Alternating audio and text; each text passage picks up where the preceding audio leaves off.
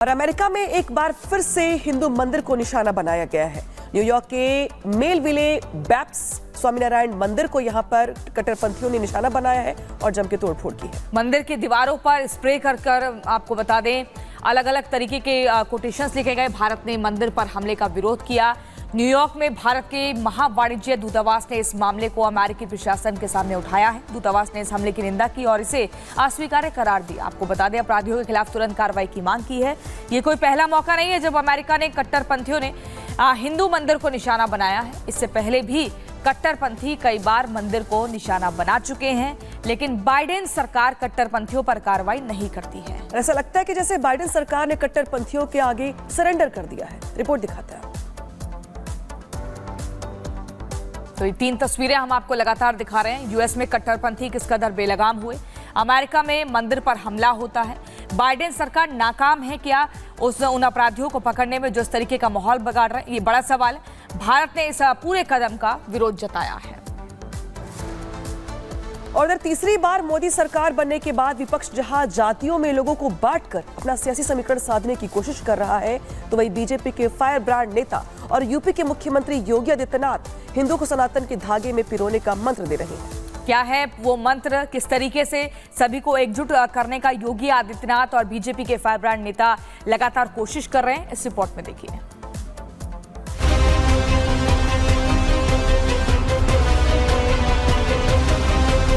उत्तर प्रदेश के मुख्यमंत्री और बीजेपी के फायर ब्रांड नेता योगी आदित्यनाथ एक बार फिर हिंदुत्व की पिच पर ताबड़तोड़ बैटिंग कर रहे हैं। लोकसभा चुनाव के बाद से सीएम योगी ने अपनी सियासी स्ट्रैटेजी में बदलाव किया है।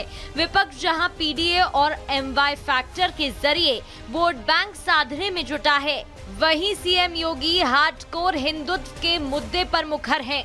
विपक्ष जहां जातियों में लोगों को बांटकर अपना सियासी समीकरण साधने की कोशिश कर रहा है, वहीं सीएम योगी हिंदुओं को सनातन के धागे में पिरोने का मंत्र दे रहे हैं। राष्ट्र से बढ़कर के कुछ नहीं हो सकता, कुछ नहीं हो सकता। और राष्ट्र तब सशक्त होगा जब हम एक रहेंगे, नेक रहेंगे, तभी नेक रहेंगे। बटेंगे तो कटेंगे। पाकिस्तान और बांग्लादेश के सनातनियों पर हर रोज प्रहार हो रहा है।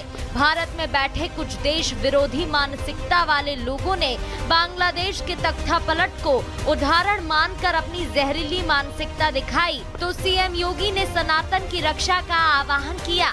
त्रिपुरा पहुंचे सीएम योगी ने 2 टूक शब्दों में समझा दिया कि अगर आप धर्म की रक्षा करेंगे तभी धर्म आपकी रक्षा करेगा। साथ ही सीएम योगी ने ये भी बताया कि सिर्फ मुरली से काम नहीं चलेगा, सुरक्षा के लिए सुदर्शन भी जरूरी है। धर्म एव हतोहंति धर्मो रक्षति रक्षिता। अगर आप धर्म की रक्षा करेंगे तो धर्म आपकी रक्षा करेगा। और यही हम सबकी शिक्षा है कि भगवान श्री कृष्ण की जब स्मृति हम सबके सामने आती है तो भगवान श्री कृष्ण एक हाथ में मुरली है तो दूसरे हाथ पे सुदर्शन भी तो है उनके हाथ में। केवल मुरली से काम नहीं चलेगा, बल्कि सुरक्षा के लिए सुदर्शन भी आवश्यक है। साल 2022 में योगी जब सत्ता में लौटे तो उन्होंने हिंदुत्व से ज्यादा कानून व्यवस्था और महिला अपराध पर लगाम लगाने पर जोर दिया। सीएम योगी ने लगातार अपराध पर चोट करके गुड गवर्नेंस वाली अपनी छवि को और पुख्ता किया है। योगी का बुलडोजर मॉडल पूरे देश में नजीर बनकर उभरा। आज आप शांतिपूर्ण माहौल में अपने पर्व और त्योहार मना पा रहे हैं, कोई चिंता की बात नहीं। दुर्गा पूजा का आयोजन भव्यता के साथ होगा। क्या आज से 10 वर्ष पहले संभव था? कठिन था, बहुत कठिन था, विघ्न बाधाएं आती थी। ये केवल यहीं पे नहीं था, उत्तर प्रदेश में भी था। नहीं होते थे, पर्व और त्योहार आते थे, दंगे शुरू हो जाते थे। और आज यूपी में भी डबल इंजन की सरकार आई,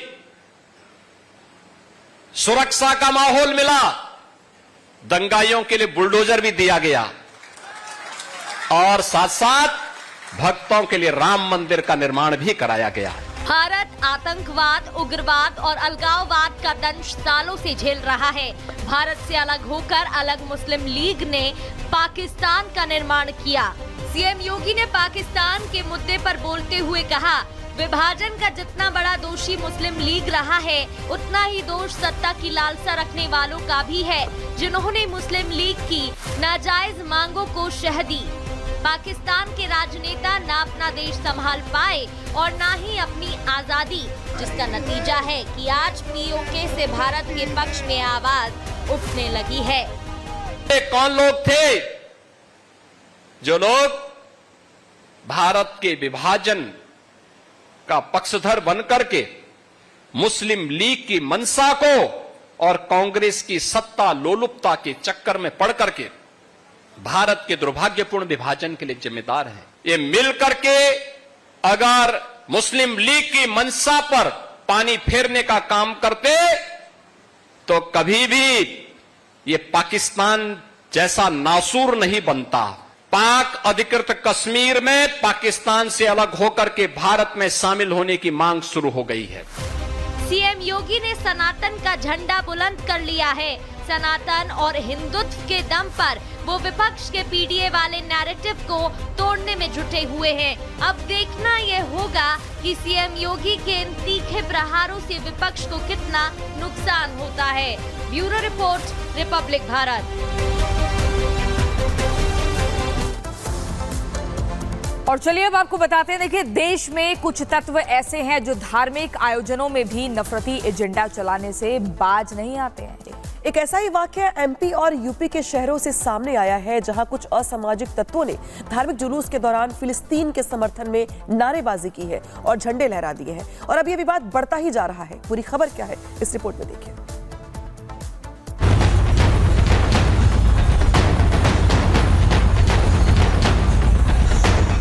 तस्वीरें भले ही 3 अलग अलग शहरों की हो, लेकिन इरादा एक है, नफरती।